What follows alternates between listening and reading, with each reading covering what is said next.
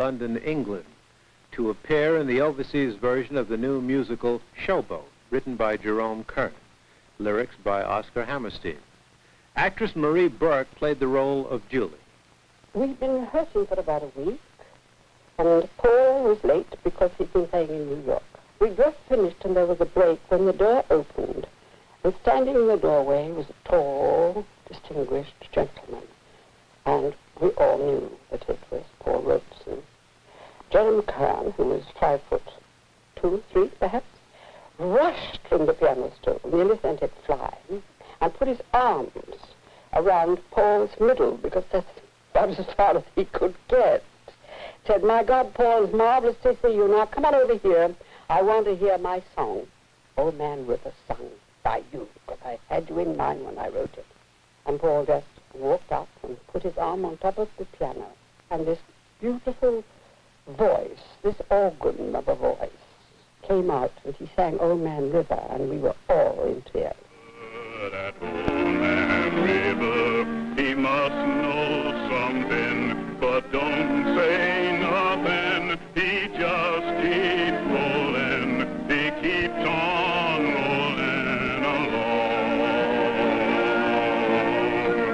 He don't plant potatoes, he don't plant cotton, them that plants them, he soon put a garden. But old man River, he just keeps rolling along. It was the song with which Paul Robeson would be most closely tied during his career. He would sing it again in the 1935 film version of the play. Over the years, he gradually changed the Oscar Hammerstein lyrics from what originally included several repetitions of the word nigger. Years later, Robeson would transform Old Man River from a song of black indolence to one of resistance and defiance to oppression. You show a little grit and you land in the jail. But I keep laughing instead of crying. I must keep fighting until I'm dying. And old man River, he'll just keep rolling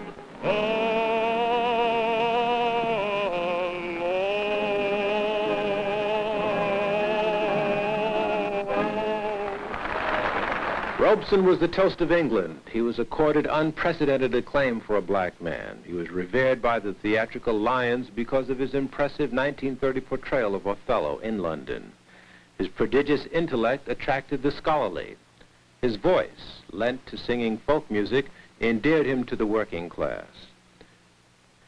His awesome physical presence attracted artists from all over the world who sought to immortalize him in his prime.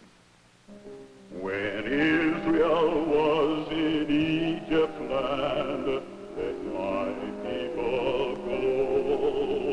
Oppressed so hard they could not stand, let my people go. Go down, Moses, way down. Through it all, he continued to pore over books on music, anthropology, and especially languages. The Robeson legend was growing, and so was his concert itinerary. He visited and performed on 3 continents, traveled extensively with his wife and their son, Paul Jr. Eslander, an anthropologist, had scholarly interests that meshed perfectly with her husband's. They were both about the mutuality of mankind. Robeson was especially impressed with Russia for a number of reasons. He found no color bar there in these times, the 30s. He was taken with the political system of the Soviet Union. He also found strong similarities between the Russian and African cultures and languages.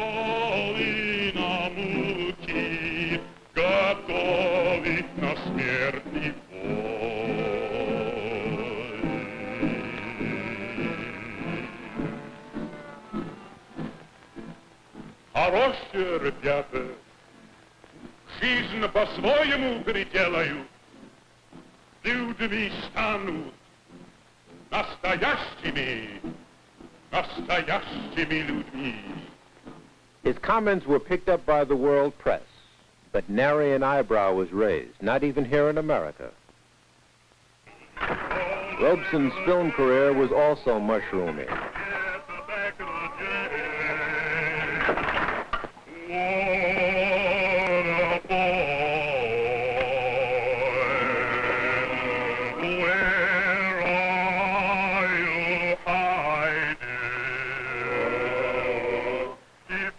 He was the first black man to make motion pictures that had a semblance of dignity and character. He was far from satisfied, but nonetheless roles such as the lead in Emperor Jones were extraordinary. Mr. President, no. King Brutus.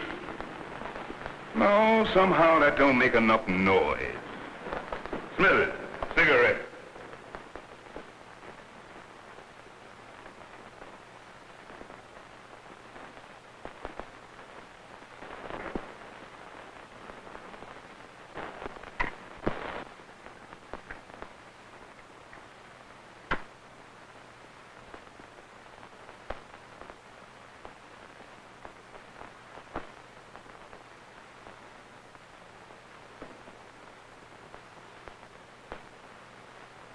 Smithers, you have just had an audience with the Emperor Jones. The scholar, actor, singer in Paul Robeson all function now in perfect synchronization toward a single goal: to show the world that the black man had a unique and potent culture that rivaled that of any other culture in the world. And who could argue with this man? There he was, as living proof, black, beautiful, and brilliant. In 1935, Robeson made another film, Sanders of the River. Again, an African theme. But the editing turned out a final product in a story far removed from what he thought it would be. It turned out validating the colonization of Africa. Robeson was furious with the end result, and he walked out on the premiere performance. And so in his next film, he had a clause written into his contract that gave him final approval. He was much happier with the result of the second film, a film story about the descendant of an African king who was in Europe but determined to find his way back to his roots. Yes? The gentleman asked us to call. Which gentleman? Appointment?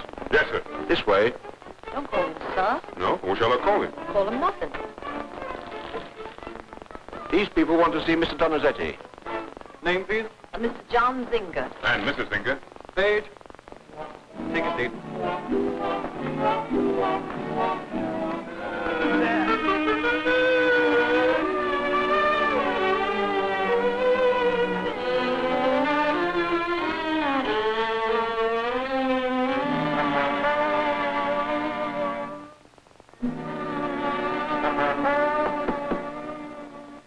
Mr. and Mrs. John Zinger. Ah, my friends, at last. I thought you were never coming. Look after the lady. I'm delighted to see you. I cannot tell you what a joy it is to me. We'll waste no time. To work at once. Now, come on. No, Blaney. Oh. Come on. No, stop.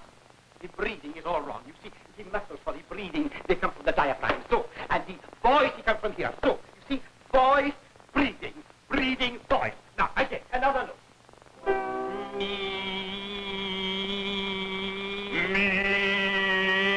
No. Chin up. So. Now, again. Me,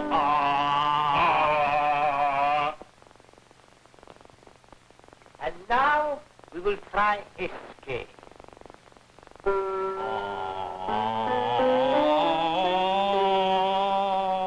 You want me to do that? Yes, this.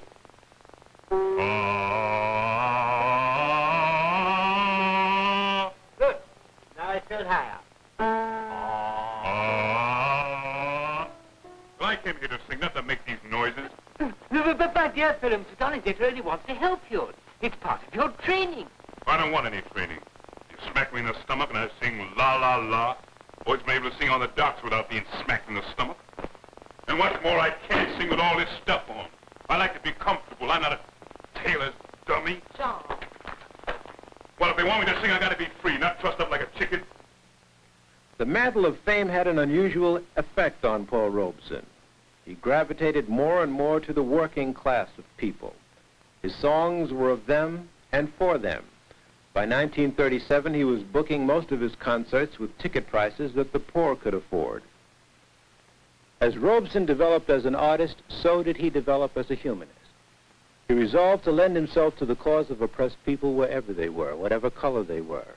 In the late 30s, as fascism started its bloody sweep across Europe, Robeson supported the Loyalist forces in Spain, who were fighting almost single-handed against fascist German tyranny. He did so by going to Spain, out among the Loyalist fighting men, and by giving concerts. They wanted to take you, but you're courageous children. But you're courageous children. But you're This kind of artistic militancy won Robeson friendships with people like Nehru of India and a young Kenyan who would later become a feared and respected leader of his people, Jomo Kenyatta. Back in America, the tensions were building as World War II was about to erupt. It was Paul Robeson who found a song that seemed to provide the unifying force that America needed at the time. It was called Ballad for Americans. In 76 the sky was red, thunder rumbling overhead. Bad King George couldn't sleep in his bed, and on that stormy morn, old Uncle Sam was born.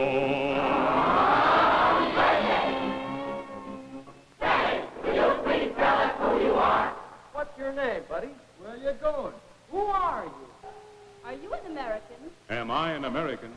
I'm just an Irish, Negro, Jewish, Italian, French and English, Spanish, Russian, Chinese, Polish, Scots, Hungarian, Litvak, Swedish, Finnish, Canadian, Greek and Turk and Czech and double-Czech American.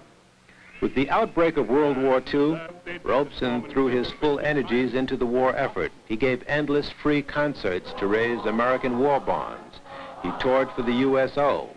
He loudly stated and deeply believed that if blacks helped to defeat fascism, America would end racism and give the black man his due. Still unsung, from the plains and mountains we have sprung to keep the faith with those who went before. Old Sam put on a three-cornered hat. Robeson was roundly applauded in America for his patriotism. His continued public expressions of admiration for the Soviets raised no hackles whatsoever, because Russia was an ally during these war years. He was perhaps unusual at that time in being, as you know, as he has so many times been ahead of his time. He had been by then what we used to call a premature anti-fascist. That is, he became aware of fascism and its dangers in the early 30s and resolved to fight against it every way he could, and went to Spain and so on. But in the 40s, when everyone agreed that the Axis had to be defeated, he also said that in fighting against fascism and their kind of racism, we had to at the same time fight against black oppression here and against racism in the United States. And as a matter of fact, I recall his calling the racists and the Ku Klux Klan and so on in the U.S. as the cousins, if not the brothers, of Hitler's Nazis. And that was unusual then. It's sort of, he was an early civil rights fighter in that sense, since he was at the same time as the war bond rallies were going on, and he was one of the champion fundraisers for those kinds of things. He was vocally and publicly very critical of racism in the United States, and that it was absolutely necessary to eradicate it. As a former athlete, he was angry that at this late date there were no blacks playing Major League Baseball. And so he led a delegation before the Major League club owners demanding that the color bar be broken. It wouldn't be very long afterward that this young man would benefit from the militant action of Paul Robeson. Robeson's star continued to rise. He was a sellout concert attraction. He received endless awards from labor groups, many ethnic organizations, Greek, Jewish, and the like, and several honorary degrees from colleges like Morehouse in Atlanta and Howard University in Washington, D.C. Even his own alma mater, Rutgers University. And then came the coup de grace. In 1943, he opened on Broadway in Othello, the first time a black man would play Shakespeare's Moor on Broadway. He would play the role a total of 3 times over a 30-year span, but it was the Margaret Webster production in 1943 that would go down as the definitive portrayal of the role for all time. I had seen Robeson play Othello in London quite a few years earlier, and I frankly hadn't thought that he was very good. But he said to me then that he himself didn't think he was very good, and that now he had studied and restudied the role, and he felt that he was ready to play it, and why couldn't we do it together? And I was enthusiastic about this idea, particularly if I could have got Maurice Evans to play Margot. I couldn't persuade Maurice to do it, nor could Paul or I, between us, persuade any other New York management to take the risk of doing a play in which a black man, A, made love to, and B, murdered a white woman. We finally got management, and it wasn't then an altogether easy job to get actors to do it, especially at this moment. We got Joe Ferrer and Uta Hagen. Now, Joe Ferrer had never played Shakespeare in his life. Uta gave from the beginning a beautiful performance at Desdemona. And Paul brought qualities with him which I never have seen equaled before or since. The moment he stepped onto that stage, he was not only a black man, but he was a great black man, a man of stature. Somehow or other he put the play in focus. The opening night in New York is something I never will forget. It was the late summer of 43, wasn't it? Ran through the 43-44 season. And it was one of those nights where absolutely everything went right, and the whole theater sort of caught fire.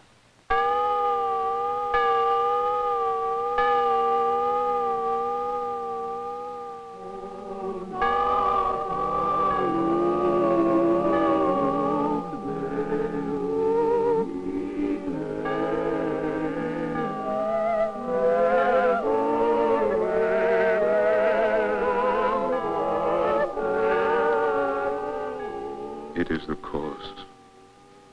It is the cause, my soul. Let me not name it to you, you chaste stars. It is the cause. Yet I'll not shed her blood, nor scar that whiter skin of hers than snow, and smooth as monumental alabaster. Yet she must die, else she'll betray more men. Put out the light, and then put out the light. One more, and this the last. So sweet was an air, so fatal. I must weep, but they are cruel tears. This sorrow's heavenly. It strikes where it doth love. It was a breathtaking performance that won him the coveted Diction Award. Robeson had poured endless hours into preparing for the role. He even went so far in quest of special nuances as to rehearse certain passages in several languages. Woorden betekent het niet te broeien in battle, als was zum Streit geheert und werd der Schlacht. Ein wenig lehren dich von dem Lauf der Welt, als was zum Streit geheert und werd der Schlacht. Therefore shall I grace my cause in speaking for myself. Drum wenig schmuckwohl meine Sache, red ich für mich. Je sais dire pas de choses de ce vaste monde, qui n'y rapporte au fait de guerre et de bataille. I seem to remember reading when you came over in 1930 that you made a special study of English speech for playing Othello. Have you done the same this time? Well, sort of once. Let's go back to 1930, which was the very definite time. Of course, in America, as I say, I had just come over from America, and we like to say pass and chance and do for the morning dew. And I happened to pick up an old script of Shakespeare, and the dew was very clear. It was D-I-E-W, and it was not chance, C-H-A-U-N-C-E, so it was dew, like in lieu of, and chance and dance. It was very, very Shakespearean. And one terrible, difficult sound was almost at the beginning of the play, my services, which I have done the signory, my services. I would say my services. I had to work on that very hard. But later I took some special work at the University of London, and also in my university days I majored in English, and I have records from the earliest time, from time of Anglo-Saxons, matter of fact, through Chaucer. And of course, since I worked on my songs with Roger Quilter, and I would have to use the role, I couldn't walk out here and say, drink to me only with thine eyes, and I will pledge with mine. It's got to be very, drink to me only with thine eyes, and I will pledge. I think Paul Robeson had a good beginning, in that he grew up in an environment where he was reminded of the fact that he had responsibility, and he was the first artist, activist, black or white, in this country, who saw that his role extended far beyond the stage, and that when the curtain fell, that wasn't the end of his act and the end of his commitment, and that the broader community needed some attention and needed some commitment from the artist. I feel that this bears a good deal on the credibility of the jealousy. That Othello comes from a different culture. For example, suppose an English lad married, say, a girl from Malaya, and the Malayan Iago started on him. Well, he might not quite know what to do. This is very important, I feel, in the development. The bewilderment is, in fact, a matter of him being a stranger in the society. That's one of the things that would bear on the jealousy. But you're not trying to push the jealousy out of the window, are you? Obviously, you can't put, but this is an extremely important point, too. As Othello says, that he kills not in hate, but in honor. And he says to Iago, you know, I didn't see it, I didn't think it, you know, I slept the next night well. I found that Cassio's kisses on her lips, and if I had not known it, there'd been quite some other thing. But, so it wasn't just the act of infidelity, it was the destruction of himself as a human being, of his human dignity. And may I add, in thinking of the part myself, that I related that dignity not to myself personally, say, in a modern society, but to my whole people, important in Othello's defense of what he calls his honor and his dignity. She wakes. Who's there? Othello. I, Desdemona. Will you come to bed, my lord? Have you prayed tonight, Desdemona? Aye, my lord. If you bethink yourself of any crime, unreconciled as yet to heaven and grace, solicit for it straight. Unless, my lord, what may you mean by that? Well, do it and be brief. I will walk by. I would not kill thy unprepared spirit. No, heaven forfend. I would not kill thy soul. Talk you of killing? Aye, I do. I know you so your nether lip. Some bloody passion shakes your very frame. These are portents, and yet I hope they do not point on me. Peace and be still. I will so. What's the matter? That handkerchief which I so loved and gave thee, thou gavest to Cassio. Oh, by my life and soul. Send for the man and ask him. Sweet soul, take heed of perjury. I saw the handkerchief. Oh, but then I never gave it him. Send for him hither, let him confess the truth. He hath confessed. What, my lord? That he hath used thee. How? Unlawfully? I will not say so. No, his mouth is stopped. Honest Iago hath ta'en order for it. My dear interprets then. What, is he dead? Had all his hairs been lives, My great revenge had stomach for them all. Betrayed, and I undone. Out, strumpet. Weepst thou for him to my face? Banish me, my lord, but kill me not. Down, strumpet. Kill me tomorrow, let me live tonight. Nay, if you strive. But half an hour. Being done, there is no pause. But what? I see one prayer. It is too late.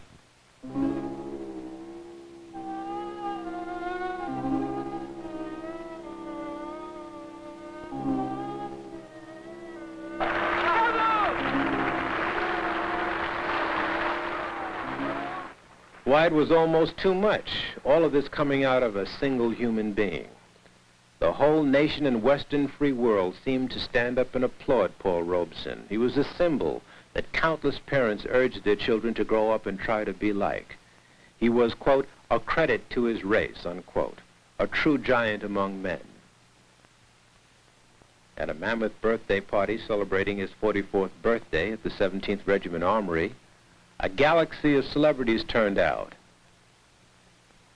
Mary McLeod Bethune proclaimed Paul Robeson as the tallest tree in our forest. Robeson now stood at the mountaintop of popularity. The valley lay ahead. We're soldiers.